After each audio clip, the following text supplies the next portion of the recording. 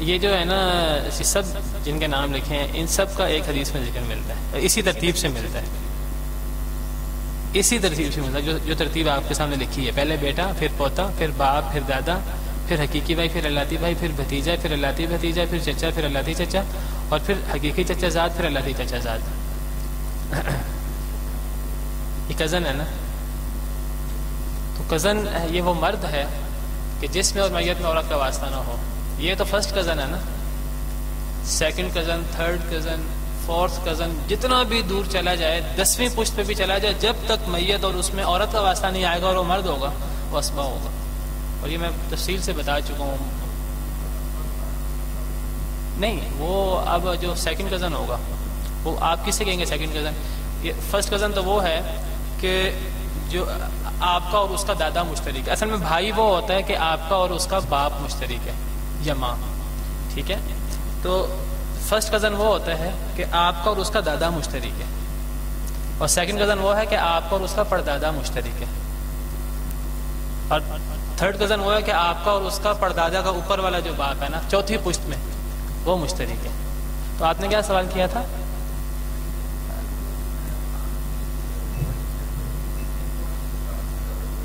ہاں 12 سے زیادہ ہوئے۔ اب مسئلہ یہ کہ یہ جو ہوگا نا، اب آپ دیکھیں کہ آپ کے برابر کے لیول میں ایسا مرد کہ آپ کا اور اس کا دادا مشترک ہے، تو یہ تو ہوا آپ کا چچا زاد۔ تو تھرڈ کزن، سیکنڈ کزن کے آپ کا اور اس کا پردادا مشترک ہے، تو وہ بھی چچا زاد میں آئے گا نا۔ ہم نے چچا زاد کی تعریف جو پڑھی تھی، وہ تعریف آپ ذہن میں رکھیں، وہ تعریف آپ کو یاد نہیں ہوگی اس وقت، اس تعریف میں سب آ جاتے ہیں۔ وہ کیا تعریف اگر کسی کو یاد ہو آپ میں سے؟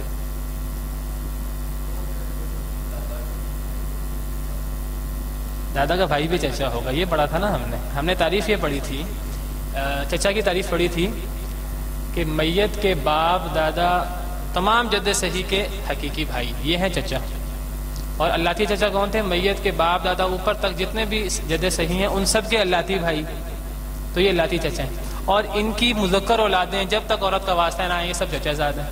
تو فرسٹ کزن بھی چچا زاد میں آتا ہے، سیکنڈ کزن بھی چچا زاد میں آتا ہے، تھرڈ کزن بھی چچا زاد میں آتا ہے۔ تو وہ تعریف ذہن میں رکھیں، یہ تعریف بہت اہم ہے، اور یہی معاملہ پوتے کا بھی ہے۔ پوتے میں صرف بیٹے کا بیٹا نہیں آتا، اس سے نیچے پورا بھتیجے میں بھی یہی مسئلہ ہے۔ تو اگر آپ کہیں گے کہ جو پڑ پوتا ہے، آپ کہیں گے وہ تو ایک نئی قسم بن گئی، نہیں، وہ ہم اس کو پوتے میں ہی لائے ہیں۔ تو وہ جو بنیادی ہماری تمہیدی تھی نا، وہ بہت اہم تھا۔ وہ جو تمہید میں ہم نے کچھ چیزیں پڑھی تھیں، ورثہ کی تفصیل جو پڑھی تھی نا کافی ڈیٹیل سے، اس کو ذہن میں رکھیں۔ تو یہ 12 افراد ہیں، ان 12 افراد کو کہتے ہیں اسباب النفس، یہ خود بخود اسباب بننے والے ہیں۔ تو آپ نے ان کو اسی ترتیب سے یاد کرنا ہے، بیٹا پوتا، باپ دادا، حقیقی بھائی اللہ بھائی، حقیقی بھتیجا اللہ بھتیجا، حقیقی چچا اللہ چچا، حقیقی چچا زاد اللہ چچا زاد۔ ان 12 میں سے 10 وہ ہیں جو صرف اسبا ہوتے ہیں، 2 وہ ہیں جو کبھی کبھی اصحاب الفرائض بھی ہو جاتے ہیں، اور وہ کون ہے؟ وہ تو ایک ہوا نہیں، بیٹا کبھی بھی اصحاب الفرائض میں سے نہیں ہوتا، بھائی بھی کبھی کبھی اصحاب الفرائض نہیں ہوتا، دادا۔ تو باپ اور دادا یہ 2 ایسے ہیں جو کبھی کبھی اصحاب الفرائض بھی بن جاتے ہیں، اسی لیے ہم نے باپ اور دادا کو اصحاب الفرائض میں بھی پڑھا تھا۔ کہاں پڑھا تھا ہم نے؟ چھٹا حصہ لینے والوں میں۔ کس کا ذکر آیا تھا؟ باپ کا بھی آیا تھا، دادا کا بھی آیا تھا نا۔ وہ جو 7 افراد ذکر کیے تھے ہم نے، ان میں ایک باپ تھا اور ایک دادا تھا، وہ وہاں بطور ذی فرض آئے تھے جب میت کی اولاد ہو تو، لیکن یہاں اب یہ باپ دادا آئیں گے بطور اسبا جب میت کی اولاد نہ ہو تو۔ سمجھ آ رہی کہ نہیں آ رہی؟ تو باقی سب وہ ہیں جو صرف اسبا ہوتے ہیں، باقی سب وہ ہیں جو صرف اسبا ہوتے ہیں۔ اگر آپ کو تھوڑا بھول گیا ہو تو میں آپ کو یاد دہانی کرا دیتا ہوں۔ کل ورثہ کی جو ہم نے بحث پڑھی تھی نا، اس کو ذرا سامنے رکھیں اپنے۔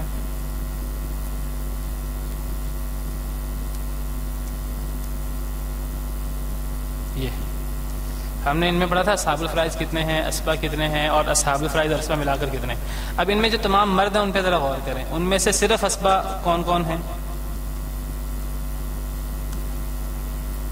ہاں جی، اب دیکھیں بیٹا پوتا وہی آ گیا نا اسبا میں۔ باپ دادا جو ہیں یہ اصحاب الفرائض بھی ہیں، میں نے آپ کو ان کو الگ کر دیا۔ حقیقی بھائی اللاتی بھائی اخیافی بھائی ہم نے ویسے نکال دیا کہ وہ اصحاب الفرائض میں آ گیا تھا اور وہ ایسا مرد ہے اس میں اور میت میں عورت کا واسطہ. ٹھیک ہے جی. حقیقی بھتیجا لے آئے, اللاتی بھتیجا لے آئے, حقیقی چچا لے آئے, اللاتی چچا, حقیقی چچا زاد, اللاتی چچا زاد, سب اسبا ہیں. شوہر نکال دیے کیونکہ شوہر نسب میں شامل ہی نہیں ہے, یہ تو نکاح میں شامل ہے اور یہ اصحاب الفرائض میں سے ہوتا ہے. اور موتق اس لیے نہیں لائے کہ موتق سبب میں آ جائے گا, وہ نسب میں نہیں آئے گا. موتق وہ ولا میں آئے گا. تو یہ کل کتنے ہیں؟ اب دیکھیں کہ کل مرد ورثہ تھے 15. ان 15 میں سے موتق نکال دیں, وہ ولا میں آ جائے گا, ہے وہ بھی اسبا. مردوں میں 15 مردوں میں 13 اسبا ہیں اصل میں, لیکن ان 13 میں سے موتق نکال دیں تو باقی 12 رہ گئے. تو 2 ہیں شوہر اور خیافی بھائی, یہ اصحاب الفرائض میں سے. اب باقی 12 جو ہیں یہ اسبا ہیں, لیکن ان میں سے باپ اور دادا یہ اصحاب الفرائض بھی ہوتے ہیں. اگر آپ نے کہنا نا کہ مردوں میں صرف اسبا کتنے ہیں, تو مردوں میں صرف اسبا 10 ہے, اور ایسے اسبا جو اسبا بھی ہوں اصحاب الفرائض بھی ہوں تو یہ کل 12 ہیں. اور اگر آپ نے کہنا کہ مردوں میں کل اسبا وہ ویسے 13 ہیں, اس میں موتق بھی آ جائے گا اگر آپ نسبی اور سببی کے فرق نکال دیں. تو ابھی ہم نسبی کی بات کر رہے ہیں. تو یہ جو سارے مرد ہیں نا یہ اسبا ہوتے ہیں, لیکن یہ اسبا ہوتے ہیں جن کو ہم کہتے ہیں نا کہ بذات خود اسبا بننے والے.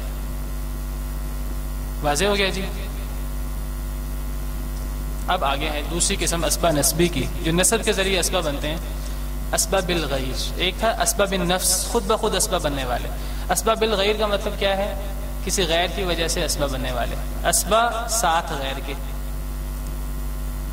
یعنی یہ خود بخود اسبا نہیں بنتے, انہیں کوئی غیر اسبا بناتا ہے. اچھا, جو غیر انہیں اسبا بنائے گا وہ خود اسبا ہوگا تو انہیں اسبا بنائے گا نا, ٹھیک ہے.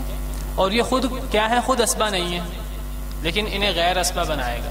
تو یہ عورتیں ہیں, ایسی عورتیں ہیں جو خود اسبا نہیں ہوتی لیکن غیر کے ساتھ مل کے اسبا بن جاتی ہیں. یہ وہ 4 عورتیں ہیں جن کا آپ نے قرآن پاک میں پڑھا کہ یہ اپنے بھائیوں کے ساتھ اگر آ جائیں تو للذکر مثل حظ الانثیین کا اصول چلتا ہے. 4 عورتوں کے بارے میں آپ نے یہ اصول پڑھا. وہ کون سی 4 عورتیں ہیں کہ جو اگر وہ اپنے بھائیوں کے ساتھ آئیں تو ان کے بھائیوں کو ڈبل ملتا, ان کو 11 ملتا. اور میں نے آپ کو بتایا تھا کہ اگر بھائیوں کو ڈبل ملے انہیں 11 ملے, یہ تو ان کی آپس کی ریشو ہے, کل ترکہ سے ان کا کتنا حصہ ہے وہ واضح نہیں ہے, تو یہ اسبا بن جاتی ہیں. تب تو یہ کن کن کے بارے میں ہم نے یہ 2 جگہ اصول پڑھا تھا, للذکر مثل حظ الانثیین. ایک ہم نے پڑھا تھا اولاد کے بارے میں, یوصیکم اللہ فی اولادکم للذکر مثل حظ الانثیین. اور پھر دوسری مرتبہ ہم نے وراثت کی آخری آیت میں جہاں حقیقی اور اللاتی بہن بھائیوں کا ذکر تھا, وہاں ہم نے پڑھا تھا وَإِن كَانُوا إِخْوَةً رِجَالًا وَنِسَاءً فَلِلذَّكَرِ مِثْلُ حَظِّ الْأُنثَيَيْنِ. تو اب کتنی عورتیں ہو گئیں جو اسباب الغیر بنتی ہیں؟ 4. قرآن میں 2 جگہ ذکر ہے لیکن 4 عورتیں, بیٹی اور پوتی اور حقیقی بہن اور اللاتی بہن. بیٹی اور پوتی یہ اسباب بھی بن جاتی ہیں اور حقیقی اور اللاتی بہن بھی اسباب بن جاتی ہیں. تو اسباب الغیر 4 ہیں, بیٹی, پوتی اور حقیقی بہن اور اللاتی بہن. یہ بیٹی کا آگے بیٹا لکھا ہوا ہے. یہ بیٹا کون ہے؟ یہ بالغیر ہے. یہ وہ غیر ہے جس کے ساتھ, یہ غیر سے مراد یہ اجنبی نہیں ہے, یا غیر سے مراد اپنے علاوہ کوئی اور. ایک ہے نا اسباب نفسی ہی, خود اسباب بننے والے, ایک ہے اسباب غیری ہی. یہاں غیر سے مراد دوسرا ہے, یہ غیر سے مراد اجنبی شخص نہیں ہے. ہم بعض دفعہ اردو میں غیر اجنبی کو کہتے ہیں, یا غیر سے مراد اجنبی نہیں ہے, یا غیر سے مراد اپنے علاوہ کوئی اور, چاہے وہ قریبی ترین رشتہ دار کیوں نہ ہو.